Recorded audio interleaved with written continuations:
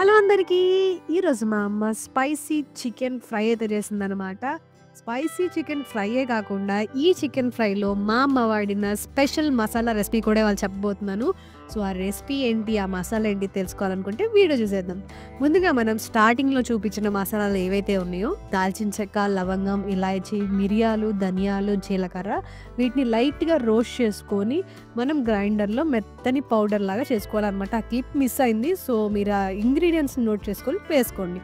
ఆ తర్వాత మనం చికెన్‌లో కొద్దిగా పసుపు, ఉప్పు, కారం, అల్లం వెల్లుల్లి పేస్ట్, మైదా, కార్న్‌ఫ్లోర్ అండ్ ఒక ఎగ్ వేసుకొని అంతా బాగా కలిసేలా కలుపుకొని ఒక 15 నిమిషాలు వీటిని మ్యారినేట్ చేసుకున్న తర్వాత వేడి వేడి నూనెలో మనం వీటిని 2 సైడ్‌లు మంచి గోల్డెన్ బ్రౌన్ అండ్ క్రిస్పీ అయ్యేదాకా ఫ్రై చేసుకోవాలి. ఇలా ఫ్రై చేసుకునే లోపల మీరు వీడియోని లైక్ చేయండి, ఛానల్‌ని సబ్స్క్రైబ్ చేసుకోండి. అలాగే ఈ రెసిపీని మీరు ఇంట్లో ట్రై చేసి మీకు ఈ రెసిపీ ఎలా అనిపించిందో కామెంట్ సెక్షన్‌లో షేర్ చేసుకోవడం మాత్రం అస్సలు మర్చిపోకండి. చికెన్ ఫ్రై అయిపోయినాక కొద్దిగా ఆయిల్ తీసి అదే ఆయిల్‌లో మనం సన్నగా కట్ చేసుకున్న ఉల్లిపాయలను వేసుకొని ఉల్లిపాయలను ఒక 2 నిమిషాల పాటు ఫ్రై చేసుకోవాలి. ఉల్లిపాయలు కొద్దిగా మగ్గిన తర్వాత అందులో పసుపు, అల్లం వెల్లుల్లి పేస్ట్ వేసుకొని అల్లం వెల్లుల్లి పేస్ట్ పచ్చి వాసన పోయేదాకా మనం దీన్ని ఒక 2 నిమిషాలు ఫ్రై చేసుకోవాలి.